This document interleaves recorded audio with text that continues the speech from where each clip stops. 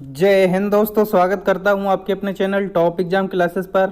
मैं आपके लिए बीपीएससी टीचर वैकेंसी के लिए विज्ञान कक्षा 6 की जो किताब है उसका भाग 1 लेकर के आया हूं। दोस्तों, अगर आपने अभी तक मेरे चैनल को सब्सक्राइब नहीं किया है तो कृपया करके चैनल को सब्सक्राइब कर दें। चलिए देखते हैं। पहला चैप्टर है भोजन कहाँ से आता है। तो हमारे भोजन का मुख्य स्रोत क्या है, ठीक है, और कौन सा भाग है उसका। तो ये दिए गए हैं खाद्य पदार्थ, पौधे का नाम और पौधे का कौन सा भाग है। तो साग कहाँ से आता है? चना, सरसों, पालक और बथुआ से। इसका कौन सा भाग खाने योग्य होता है? तना एवं पत्तियां। सलाद खीरा और टमाटर से, मूली और गाजर से। मूली और गाजर की जड़ और टमाटर और खीरा का फल भाग। तेल मूंगफली, सरसों, सोयाबीन इत्यादि से आता है, इसके बीज से बनता है। शहद कैसे बनता है? तो शहद मधुमक्खियां फूलों से मकरकंद एकत्र कर अपने छत्ते में जमा करती हैं और अपने पेट में एक एंजाइम की सहायता से बचाकर शहद बनाती हैं। शाकाहारी, मांसाहारी, सर्वाहारी। मनुष्य एवं तिलचट्टा सर्वाहारी है। मनुष्य एवं तिलचट्टा सर्वाहारी है। पौधे प्रकाश संश्लेषण द्वारा अपना भोजन स्वयं बनाते हैं। चैप्टर दूसरा है भोजन में क्या क्या आता है। तो हमारे भोजन में पाए जाने वाले पोषक तत्व कौन कौन से हैं? कार्बोहाइड्रेट, प्रोटीन, वसा, विटामिन तथा खनिज लवण हैं। तो भोजन में हम मंड स्टार्च की उपस्थिति की जांच कर कार्बोहाइड्रेट की जांच करते हैं। तो मंड स्टार्च की जांच कैसे करते हैं? तो मंड स्टार्च की जांच के लिए यदि भोजन में आयोडीन का तन घोल डालने पर भोजन का रंग नीला या काला हो जाता है तो उसमें मंड स्टार्च उपस्थित है। प्रोटीन की जांच कैसे करते हैं? परख नली में रखे हुए खाद्य पदार्थ के चूर्ण में अगर 2 बूंद कॉपर सल्फेट और 10 बूंद कास्टिक सोडा डालने पर यदि परख नली का पदार्थ बैंगनी रंग का हो जाता है तो उसमें प्रोटीन है। आगे कार्बोहाइड्रेट के स्रोत कौन कौन से हैं? तो कार्बोहाइड्रेट के स्रोत हैं अनाज, गेहूं, मक्का, आलू, चावल, बाजरा, आम, शकरकंद, गन्ना आदि। वसा के स्रोत सरसों तेल, मूंगफली, सोयाबीन का तेल, ये जो है वसा के स्रोत हैं। कार्बोहाइड्रेट से ज़्यादा हमें वसा से ऊर्जा मिलती है। वसा और कार्बोहाइड्रेट युक्त भोजन ऊर्जा देने वाले भोजन कहलाते हैं। वसा और कार्बोहाइड्रेट युक्त भोजन जो होते हैं ऊर्जा देने वाले भोजन कहलाते हैं। प्रोटीन के स्रोत, तो प्रोटीन के स्रोत हैं सोयाबीन है, मटर है, चना है, मूंग है, तुअर है, राजमा है, पनीर है, अंडा है, मांस है, दूध है, मछली है।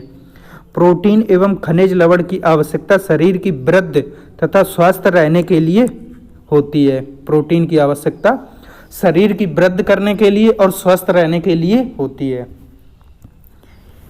आगे है विटामिन रोगों से शरीर की रक्षा करता है। अच्छा, विटामिन ए में क्या क्या आता है? आम है, गाजर है, पपीता है, मछली है, तेल है और दूध है। विटामिन बी में गेहूं और चावल आता है, अनाज। और विटामिन सी में टमाटर, संतरा, नींबू, मिर्ची, अमरूद, आंवला, खट्टे पदार्थ विटामिन सी में आते हैं। विटामिन डी में कलेजी, अंडा, मछली, दूध, मक्खन। अब विटामिनों की कमी से होने वाले रोग और उनके लक्षण, रोगों के लक्षण कौन कौन से हैं? चलिए देखते हैं। विटामिन ए की कमी से कौन सा रोग होता है? रतौंधी रोग होता है। इसके लक्षण क्या हैं? कमजोर दृष्टि, रात में कम दिखाई देना, कभी कभी पूरी तरह से बिल्कुल भी दिखाई नहीं देना। विटामिन बी की कमी से बेरी रोग होता है।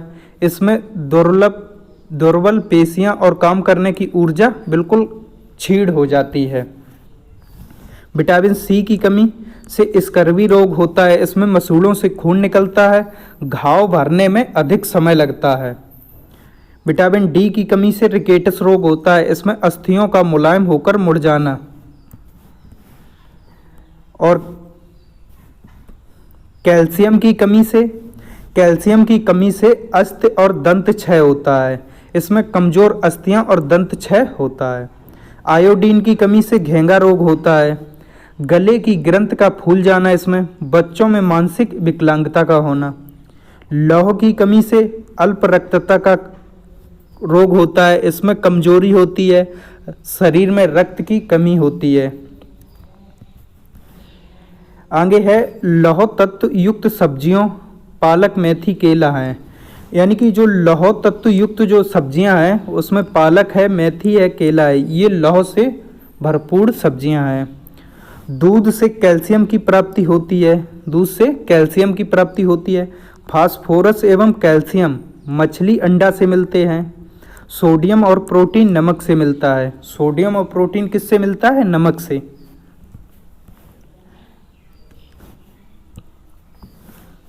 यह है अन्न का चोकर एवं सब्जी का रेशा।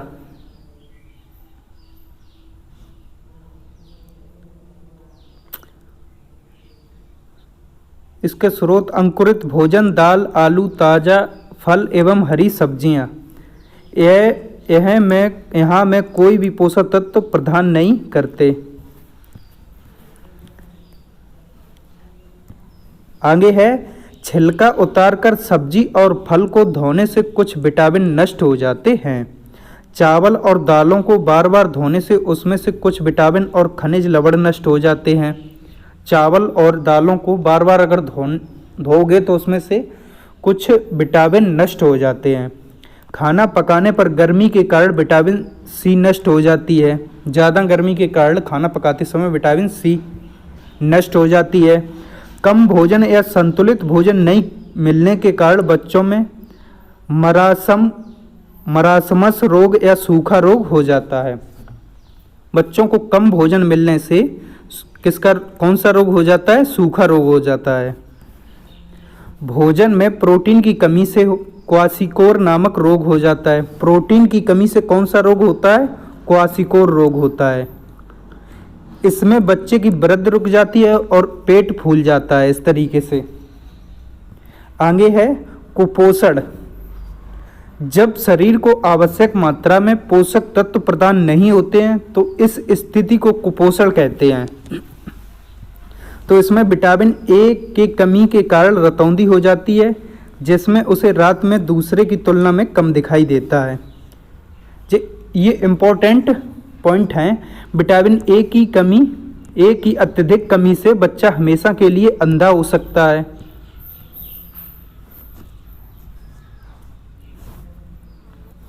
भोजन में वसा की मात्रा अधिक होने से मोटापा का कारण बन सकता है। दूषित जल पीने से अतिसार जैसी बीमारियां हो सकती हैं। बासी खाना में खटास खमीर किण्वन के कारण होती है। यानी कि बासे खाने में खटास जो होती है खमीर के कारण होती है। चैप्टर 3 है पेड़ पौधे एवं जंतु।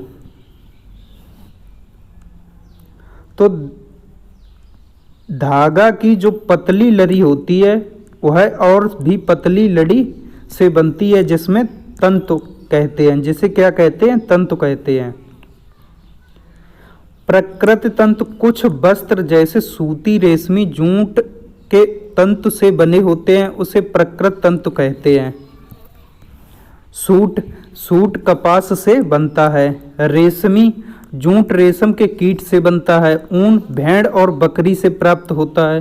तंतु केले के पत्ते और बांस के पत्ते से प्राप्त होता है। मानव निर्मित तंतु प्लास्टर, नायलॉन, एक्रेलिक। रुई कपास के तंतु से बनती है, कपास के फूल से। कपास उगाने हेतु जलवायु करो और मिट्टी काली चाहिए। जूट तंतु पटसन के पौधे के तने से प्राप्त होता है। जूट तंतु पटसन की खेती वर्षा ऋतु में होती है। पटसन की खेती वर्षा ऋतु में होती है उत्पादक राज्य पश्चिम बंगाल, बिहार, असम। जूट की खेती सर्वाधिक पश्चिम बंगाल, बिहार और असम में होती है। कहाँ कहाँ पे? कटिहार, मधेपुरा, सहरसा, सुपौल, दरभंगा, खगड़िया। रेशों से धागा बनाने की प्रक्रिया को कटाई कहते हैं। कटाई के लिए तकली का उपयोग किया जाता है। किसका किया जाता है? तकली का। तो कताई के लिए चरखा का भी उपयोग किया जाता। बड़े पैमाने पर कताई मशीनों द्वारा किया जाता है। कताई के बाद धागा बनता है और फिर धागा से कपड़ा बनता है। धागा से वस्त्र बनाने की दो विधियां हैं। कौन कौन सी? बुनाई है एक, तो बुनाई, और एक है बंधाई। तो बुनाई, जिस प्रकार चटाई की बुनाई होती है उसी प्रकार धागों से हथकरघा के माध्यम से बुनाई कर वस्त्र तैयार किया जाता है। और बंधाई से, जिस प्रकार से स्वेटर की बंधाई होती है उसी प्रकार से धागों से बंधाई कर वस्त्र तैयार किया जाता है। चैप्टर 4 है विभिन्न प्रकार के पदार्थ। तो विभिन्न प्रकार के पदार्थ क्या हैं? वह है पदार्थ जो आसानी से दब जाएं और खरोंचा जा सके, वह कोमल पदार्थ कहलाते हैं। जिन पदार्थों पर रेगमाल से रगड़कर देखने के बाद अगर वह चमकती है तो प्रायः ऐसा माना जाता है कि वह धातु होगी, जैसे लोहा, तांबा, एल्युमिनियम। और जल में घुलने वाले पदार्थ को विलेय, घुलनशील कहते हैं। जल में घुलने वाले पदार्थ को घुलनशील कहते हैं। जल में नहीं घुलने वाले पदार्थ को अघुलनशील कहते हैं, अविलेय। जल घोलक या विलायक होता है। आगे संतृप्त विलयन, पानी की निश्चित मात्रा में किसी पदार्थ की अधिकतम कितनी मात्रा घुलती है उसे पदार्थ की घुलनशीलता या विलेयता कहते हैं, और इस घोल को संतृप्त विलयन कहते हैं। गर्म करने पर किसी विलयन में पदार्थ की क्षमता बढ़ जाती है। कुछ गैस जल में घुलनशील होती है परंतु गर्म करने पर गैस की घुलनशीलता घट जाती है। जैसे जल गर्म करने पर जल में ऑक्सीजन की मात्रा घटती है। आगे है पारदर्शी। पारदर्शी क्या है? वे पदार्थ जिससे होकर वस्तुओं को देखा जा सके उन्हें पारदर्शी कहते हैं। अपारदर्शी वह पदार्थ जिससे होकर वस्तुओं को नहीं देखा जा सके उन्हें अपारदर्शी कहते हैं। और पारभासी वह पदार्थ जिससे होकर वस्तु को स्पष्ट रूप से नहीं देखा जा सकता है, यानी कि देखा भी जा सकता है लेकिन स्पष्ट नहीं देखा जा सकता है, उसे पारभासी कहते हैं। चैप्टर 5 है पृथक्करण। तो पृथक्करण दो या दो से अधिक मिले हुए पदार्थों को अलग करने की प्रक्रिया पृथक्करण कहलाती है। जब किसी पदार्थ में कोई दूसरा पदार्थ मिलाया जाता है तो उसे अलग अलग करने की प्रक्रिया पृथक्करण कहलाती है।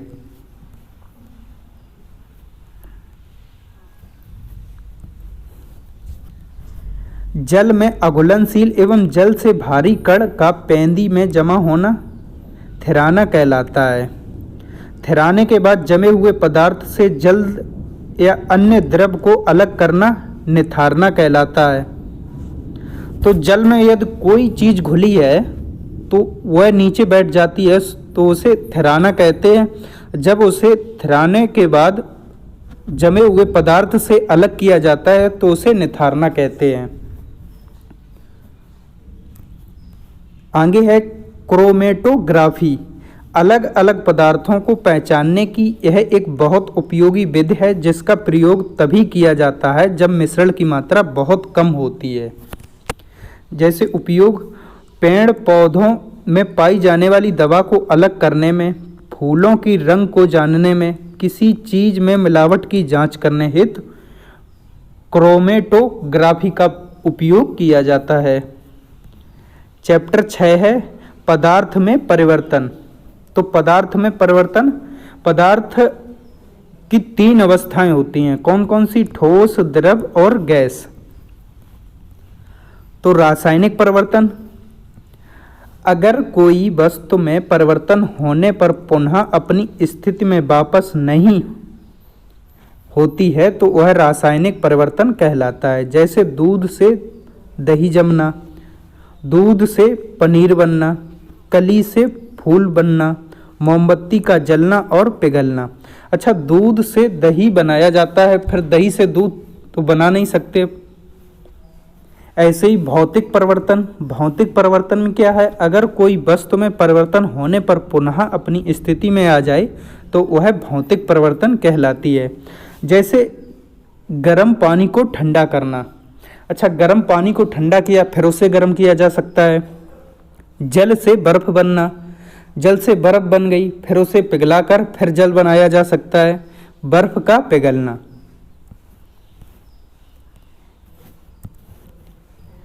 आगे है कपूर और नौसादर को गर्म करने पर सीधा ठोस से गैस अवस्था में चला जाता है। कपूर और नौसादर जो है गर्म करने पर ठोस से गैस अवस्था में चला जाता है। चैप्टर 7 है पेड़ पौधों की दुनिया। शाक, झाड़ी और वृक्ष में अंतर। ये शाक है, ये झाड़ी है, ये वृक्ष है। इनमें क्या क्या अंतर है तो चलिए देखते हैं। शाक, जिन पौधों का तना हरा और कोमल होता है तथा सामान्यतः कम ऊंचाई के होते हैं, उन्हें क्या कहते हैं, शाक कहते हैं। झाड़ी, जिन पौधों में शाखाएं तने के आधार से अधिक संख्या में निकलती हैं और जिनका तना सख्त, पतला और काष्ठीय होता है उसे झाड़ी कहते हैं। वृक्ष, जिन पौधों का तना सख्त भूरी छाल वाला मोटा होता है और जिनकी शाखाएं तने के ऊपर भाग से निकलती हैं उन्हें क्या कहते हैं, वृक्ष कहते हैं। आगे है एकल पत्ती और जोड़ीदार जमावट। क्या है, किसी पौधे की डाली पर एक जगह से एक ही पत्ती निकलती है, ऐसी पत्ती को एकल पत्ती कहते हैं। किसी पौधे की पत्तियां जोड़ी में एक दूसरे के विपरीत दिशा में निकलती हैं, ऐसी जमावट को जोड़ीदार जमावट कहते हैं। एकल पत्ती और जोड़ीदार जमावट।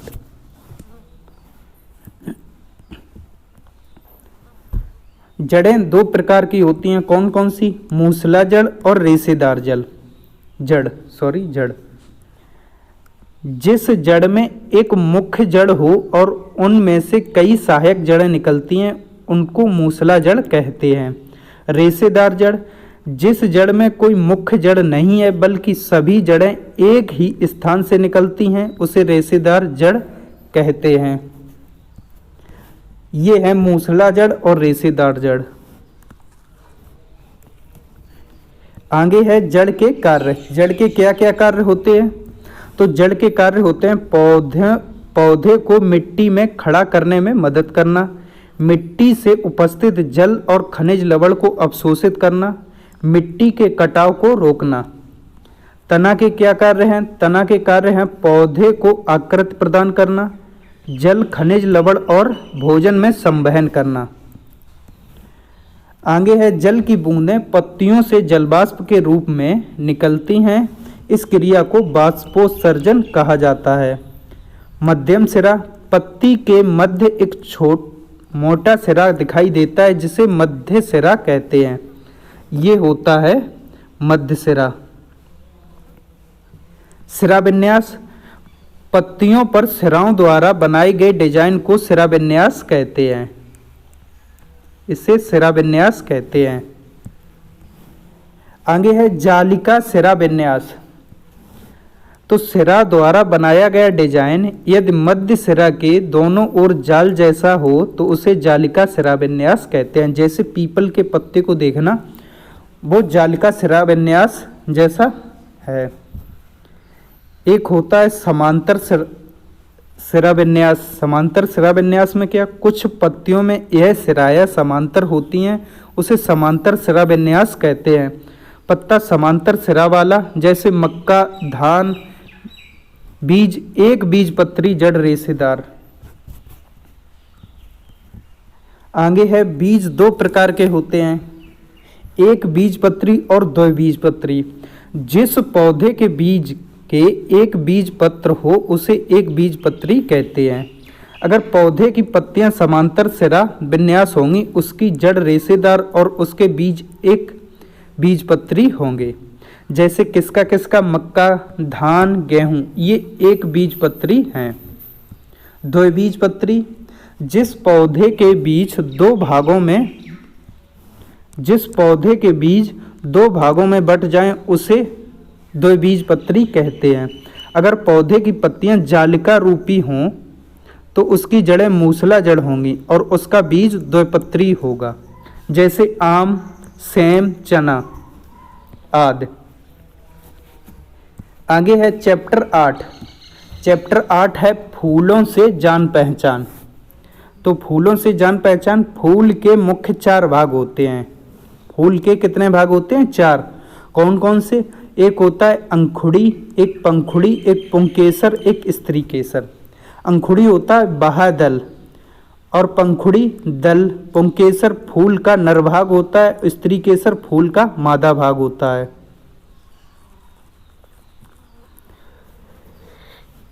आगे है पुंकेसर के समूह चक्र को पुमंग कहते हैं। पुंकेसर के समूह चक्र को क्या कहते हैं? पुमंग। स्त्री केसर के समूह चक्र को जायांग कहते हैं। आगे है परागकण वर्तिकाग्र पर पहुंचकर अंकुरित होते हैं, जिसे निषेचन कहते हैं। इस दौरान परागकण वर्तिकाग्र होते हुए अंडाशय में पहुंचती है, जहां बीजांड में घुसकर अपना अंश उसमें छोड़ देती है। पराग नलिका में 2 नर युग्म होते हैं। इसमें से एक मादा युग्म से मिलकर युग्मजन बनाता है। इसके विकास को भ्रूण बनता है, जिससे नए पौधे का निर्माण होता है। पूर्ण फूल क्या होता है? तो वह फूल जिसमें पंखुड़ी, अंखुड़ी, पुंकेसर और स्त्री केसर चारों उपलब्ध हों उसे पूर्ण फूल कहते हैं। अपूर्ण फूल वह फूल जिसमें पंखुड़ी, अंखुड़ी, पुंकेसर और स्त्री केसर यानी चारों में से कोई एक अनुपस्थित हो तो उसे अपूर्ण फूल कहते हैं। एक लिंगी फूल, ऐसा अपूर्ण फूल जिसमें पुंकेसर या स्त्री केसर में से केवल एक ही अंग उपस्थित हो उसे एक लिंगी फूल कहते हैं। नर फूल किसे कहते हैं? वैसा फूल जिसमें केवल पुंकेसर हो, स्त्री केसर नहीं हो उसे नर फूल कहते हैं। मादा फूल किसे कहते हैं? वैसा फूल जिसमें केवल स्त्री केसर हो, पुंकेसर नहीं, उसे मादा फूल कहते हैं। द्विलिंगी फूल, ऐसा फूल जिसमें पुंकेसर और स्त्री केसर दोनों हों उसे द्विलिंगी फूल कहते हैं। आलिंगी फूल, आलिंगी फूल होता है वैसा फूल जिसमें स्त्री केसर और पुंकेसर दोनों नहीं हों उसे आलिंगी फूल कहते हैं। नेक्स्ट चैप्टर है जंतुओं में गति। तो जंतुओं में गति, संधि अथवा जोड़, शरीर का अंग जहां मुड़ते हैं उसे जोड़ कहते हैं। हमारे शरीर का ढांचा जिस अस्थियों से बना होता है उसे क्या कहते हैं? कंकाल कहते हैं। ये कंकाल है। अस्थि और उपास्थि मिलकर मानव का कंकाल बनाता है। अस्थियां और उपास्थियां मिलकर मानव का कंकाल बनाती हैं। संधि के प्रकार क्या? संधि के प्रकार कंधे की संधि, कुंदक खल्लिक संधि है।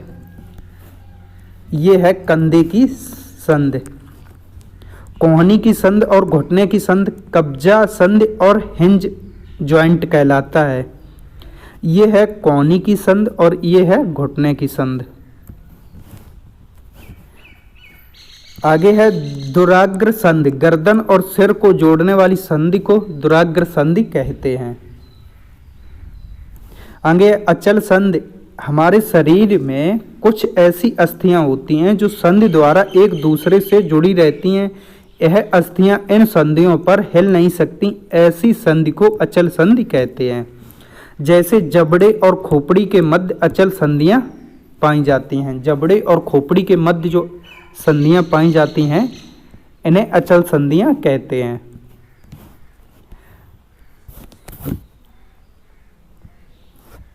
ये है कांद्रा।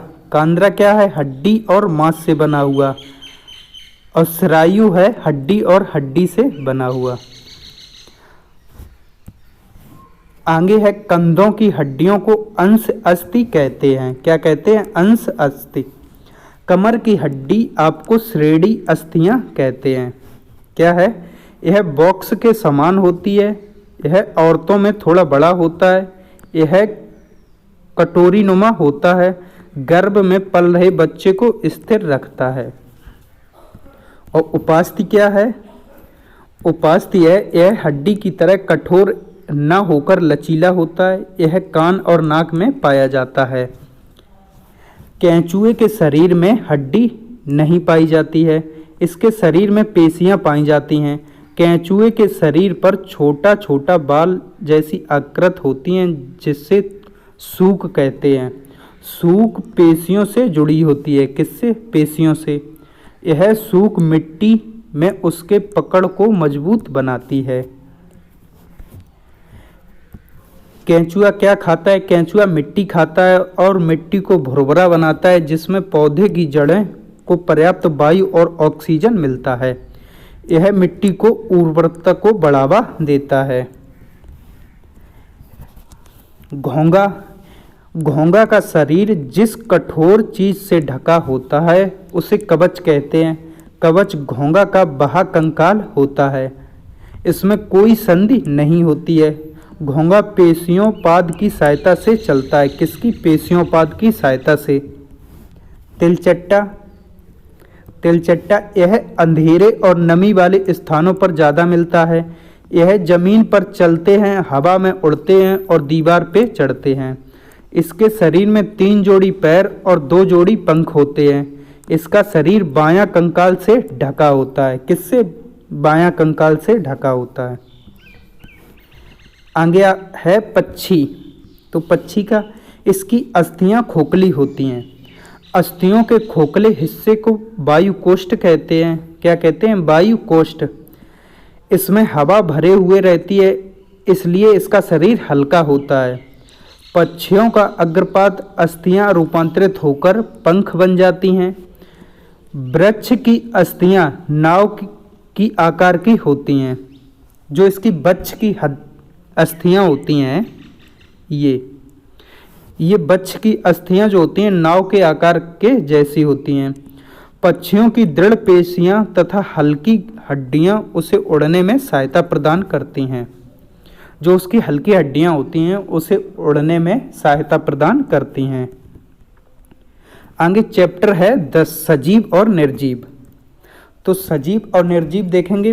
पौधे प्रकाश संश्लेषण से अपना भोजन बनाते हैं। किससे बनाते? प्रकाश संश्लेषण से।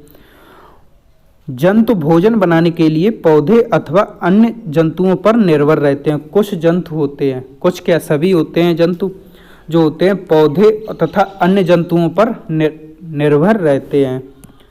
श्वसन के दौरान हम ऑक्सीजन लेते हैं और कार्बन डाइऑक्साइड छोड़ते हैं। ग्रहण किए गए भोजन से हमारे शरीर को ऊर्जा श्वसन के बाद ही मिल पाता है। केंचुआ। केंचुआ त्वचा के माध्यम से सांस लेता है। मछली गिल्स से सांस लेती है। जल में घुली ऑक्सीजन को अवशोषित करती है। मछली किससे सांस लेती है? गिल्स से। और केंचुआ त्वचा से सांस लेता है। पौधे की श्वसन क्रिया में गैसों का विनिमय मुख्यतः उनकी पत्तियों से होता है। पौधे किस प्रकार श्वसन करते हैं? अपनी पत्तियों के द्वारा। पत्तियां सूक्ष्म रंध्र द्वारा वायु को ग्रहण करती हैं। पौधे प्रकाश की उपस्थिति में वायु का कार्बन डाइऑक्साइड का उपयोग से भोजन बनाती हैं और भोजन और ऑक्सीजन छोड़ती हैं। छुई मुई जिसे बोलते हैं लाजवंती के पौधे को छूने से अचानक सिकुड़ जाता है। उत्सर्जन अपशिष्ट पदार्थों का शरीर से निकलना उत्सर्जन कहलाता है। पेड़ों में अपशिष्ट पदार्थ छालों के नीचे जमा होती है जो छाल के कटने के साथ बाहर निकलती है। छालों के नीचे पेड़ों में अपशिष्ट पदार्थ जमा होती है। जब छाल को निकालोगे तो वहाँ से अपशिष्ट पदार्थ निकलेगा। पेड़ों की सूखी पत्तियों भी अपशिष्ट पदार्थ होती हैं। पेड़ों की जो सूखी पत्तियां होती हैं वो भी अपशिष्ट पदार्थ होती हैं। प्रजनन क्या है? जीव जंतुओं द्वारा अपने सदृश संतान उत्पन्न करना प्रजनन कहलाता है। आगे है पेड़ पौधे बीजों द्वारा प्रजनन करते हैं। कुछ पौधे बीज के अतिरिक्त कायक भाग से भी नए पौधे को जन्म देते हैं, जैसे आलू। गुलाब, लीची, आम के पौधे कलम द्वारा भी उगाए जाते हैं। सूर्यमुखी का फूल सूरज की ओर ही खिलता है। मक्का या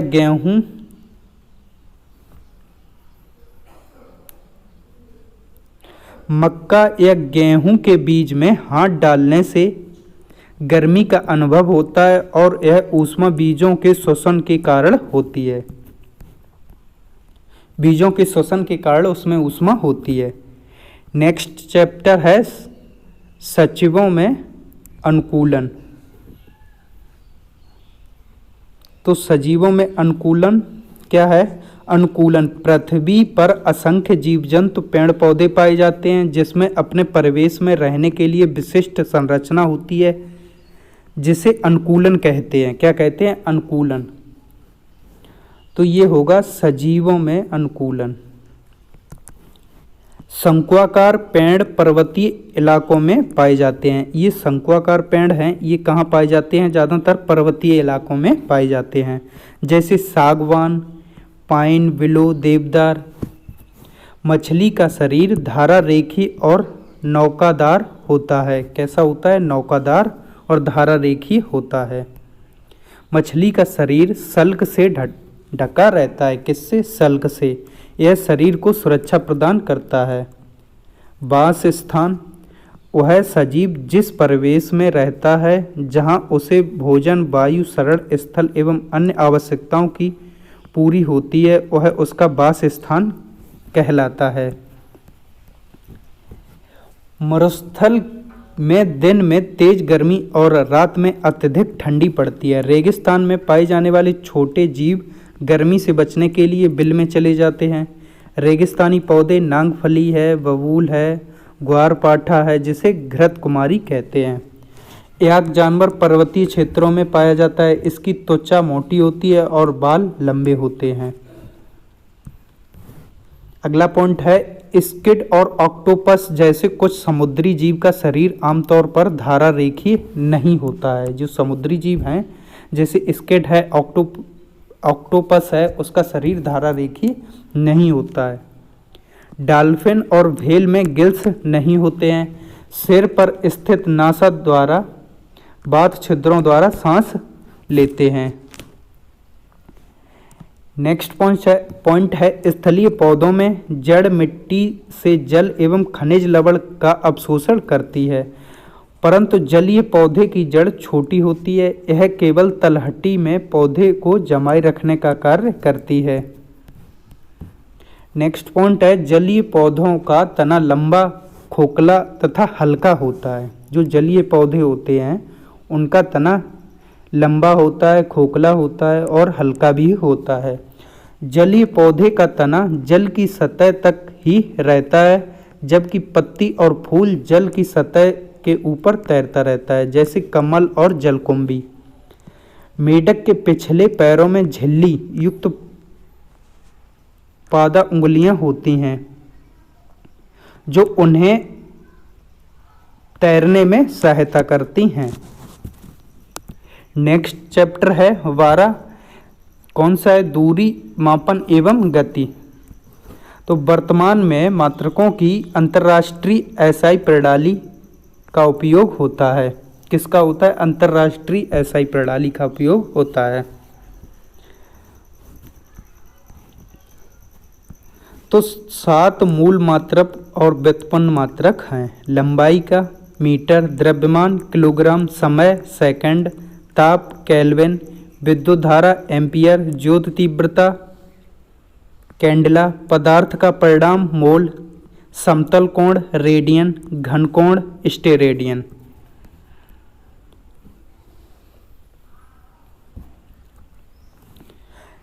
किलो का मतलब 1000 ग्राम होता है। कितने? 1 किलो बराबर 1000 ग्राम, या 1 किलोमीटर बराबर 1000 मीटर होता है। 1 इंच में 2.54 सेंटीमीटर होते हैं। 1 गज में एक गज में 3 फुट होते हैं, 1 फुट में 12 इंच होते हैं। 1 फुट में कितने इंच होते हैं? 12 इंच। गति के प्रकार, गति के प्रकार हैं सरल रेखीय गति। सरल रेखा की दिशा में गति करना सरल रेखीय गति कहलाती है। जैसे सीधी सड़क पर वाहन की गति, गिरते हुए पत्थर की गति आदि। वृत्तीय गति या घूर्णन गति, तो वृत्तीय गति या घूर्णन गति, वृत्तीय पथ के अनुदिश गति करना वृत्तीय गति कहलाती है। जैसे पंखे की पंखुड़ी या घड़ी की सुई की घूमना। आवर्त गति, आवर्त गति, इस गति में वस्तु एक निश्चित समय अंतराल के बाद अपनी गति को दोहराता है। जैसे झूले की गति, लोलक की गति, गिटार की डोरियों का कंपन, ये आवर्त गति होती है। फर्श पर लुढ़कती हुई गेंद में सरल रेखीय गति के साथ साथ घूर्णन गति भी होती है। जो फर्श पर गेंद लुढ़काई यदि, तो उसमें सरल रेखीय गति के साथ साथ घूर्णन गति भी होती है। नेक्स्ट चैप्टर है प्रकाश। प्रकाश क्या है? प्रकाश की उपस्थिति में ही हम किसी वस्तु को देख पाते हैं। पारदर्शी वस्तु, अपारदर्शी वस्तु और पारभासी वस्तु। जब प्रकाश के रास्ते में कोई अपारदर्शी वस्तु आ जाए तो उस वस्तु का छाया बनती है। प्रकाश सीधी रेखा में गमन करती है। वस्तु का प्रतिबिंब दर्पण में बनता है। किस में बनता है? दर्पण में। आपतित किरण है ये, और ये जो किरण पड़ी शीशे पर जो वापस टकरा के वापस गई उसे क्या कहते हैं? परावर्तित किरण। सूर्य प्रकाश का एक प्राकृतिक स्रोत है। सूर्य प्रकाश का एक प्राकृतिक स्रोत है। सूर्य के प्रकाश में दिन में हम वस्तुओं को देख पाते हैं। सूर्य कैसा स्रोत है? प्राकृतिक स्रोत है प्रकाश का। चैप्टर 14 है बल्ब जलाओ जगमग जगमग। तो इसमें क्या है? सेल के 2 सिरा होते हैं। ये सेल है, इसके 2 सिरा हैं, एक ये है एक ये है, ठीक है। एक धन सिरा होता है, एक ऋण सिरा होता है। सुचालक, जिससे होकर धारा प्रवाहित हो सके उसे सुचालक कहते हैं। कुचालक किसे कहते हैं? कुचालक होता है जिससे होकर धारा प्रवाहित ना हो उसे कुचालक कहते हैं। बल्ब का आविष्कार किसने किया था? तो बल्ब का आविष्कार किया था थॉमस एडिसन ने किया था। बल्ब की सबसे पहली खबर 1879 के दिसंबर माह में अमेरिकी अखबार में छपी थी। बल्ब की कुंडली जो उसमें तार होता है वो किसका होता है? टंगस्टन की बनी होती है। चैप्टर 15 है चुंबक। तो मेगनस नामक चारवाहा यूनान के क्रीट नामक द्वीप पर रहता था। मेगनस के पास लॉर्ड स्टोन नामक पत्थर जैसे लौह चुंबकीय था। जो पदार्थ चुंबक से आकर्षित होता है उसे चुंबकीय पदार्थ कहते हैं। जैसे चुंबक को पलटने से उसकी शक्ति क्षीण हो जाती है। चुंबक के जिन स्थानों पर लोहे का बुरादा सबसे अधिक चिपकता है वह चुंबक के ध्रुव कहलाता है। क्या कहलाता है? ध्रुव। चुंबक के समान ध्रुव के बीच आकर्षण एवं असमान ध्रुव के बीच विकर्षण होता है। समान ध्रुव के बीच आकर्षण होता है और असमान ध्रुव के बीच विकर्षण होता है। स्वतंत्र रूप से लटका हुआ चुंबक में सदा एक ही दिशा में रहता है। कौन सी दिशा में? उत्तर या दक्षिण दिशा में। उत्तर दक्षिण दिशा में रहता है हमेशा। चुंबक को लटकाया जाए तो वह हमेशा उत्तर और दक्षिण दिशा में रहेगा। चुंबक का वह सिर जो उत्तर की ओर रुकता है वह उत्तरी ध्रुव कहलाता है और जो दक्षिण की ओर रुकता है उसे दक्षिणी ध्रुव कहते हैं। वर्तमान समय में दिशा पता करने के लिए एक यंत्र उपयोग होता है जिसे दिक्सूचक यंत्र कहते हैं। क्या कहते हैं? दिक्सूचक यंत्र।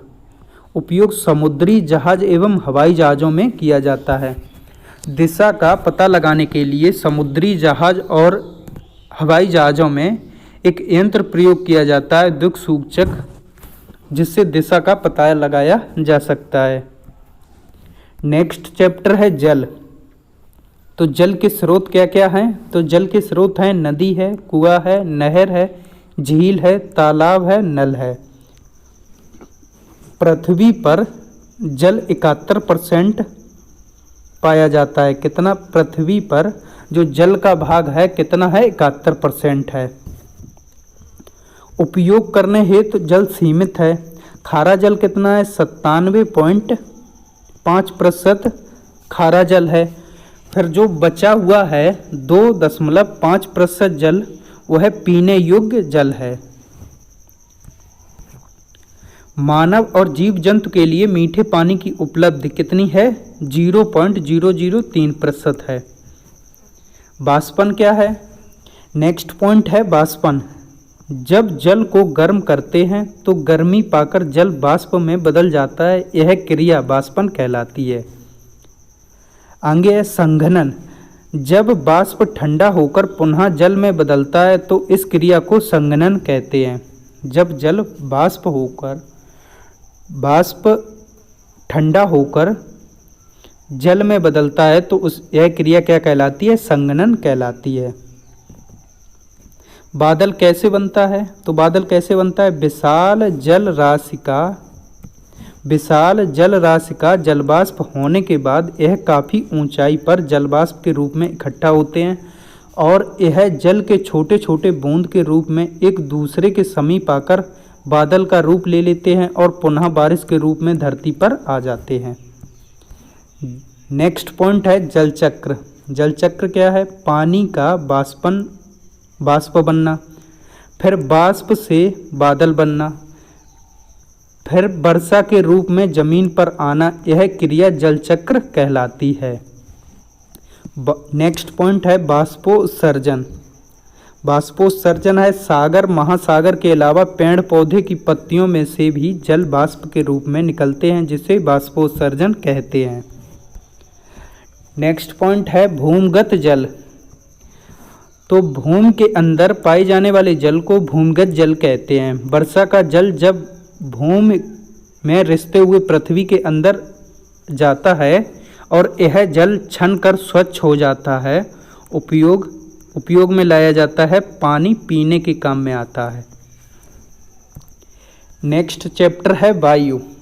तो वायु हमारे चारों ओर उपस्थित है। वायु स्थान घेरती है।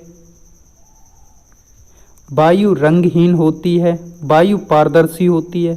पर्वतारोही ऊंचे पर्वतों पर चढ़ने के लिए ऑक्सीजन का सिलेंडर ले जाते हैं। हमारी पृथ्वी चारों ओर से वायु की एक परत से घिरी है जो पृथ्वी से कई किलोमीटर तक फैली है, इसे वायुमंडल कहते हैं।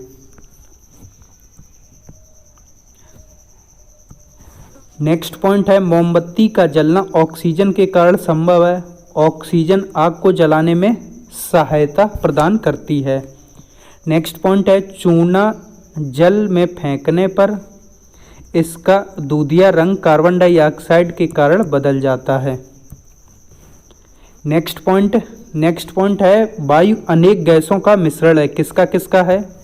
नाइट्रोजन 78% है और ऑक्सीजन 21% है। शेष 1% में कार्बन डाइऑक्साइड, अन्य गैस, जलवाष्प, धूलकण आदि हैं। नाइट्रोजन की मात्रा वायु का लगभग 4/5वां हिस्सा है।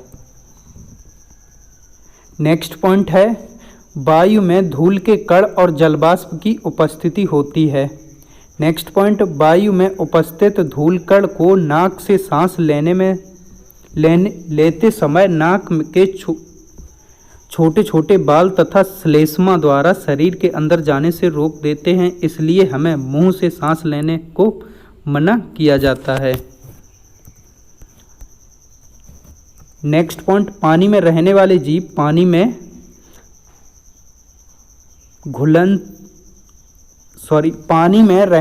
जीव पानी में घुली हुई ऑक्सीजन का उपयोग करते हैं।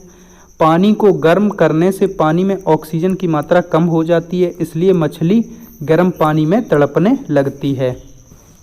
मिट्टी के अंदर रहने वाले जीव जब पेड़ पौधे की जड़ मिट्टी में पाई जाने वाली वायु के प्रयोग से श्वसन करते हैं।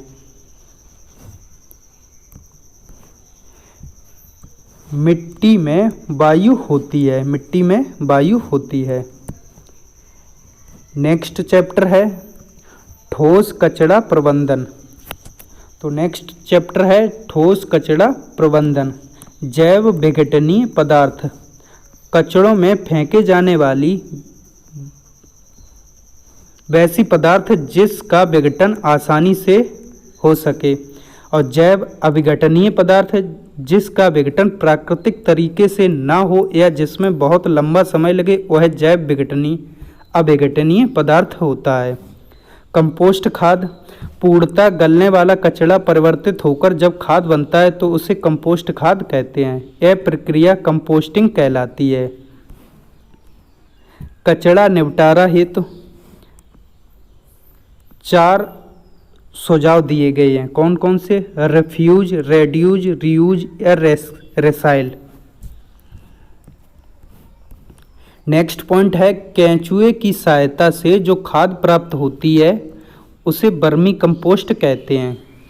ये क्वेश्चन बनता है, केंचुए से किस प्रकार की खाद प्राप्त होती है, तो उसे क्या कहते हैं? वर्मी कंपोस्ट कहते हैं।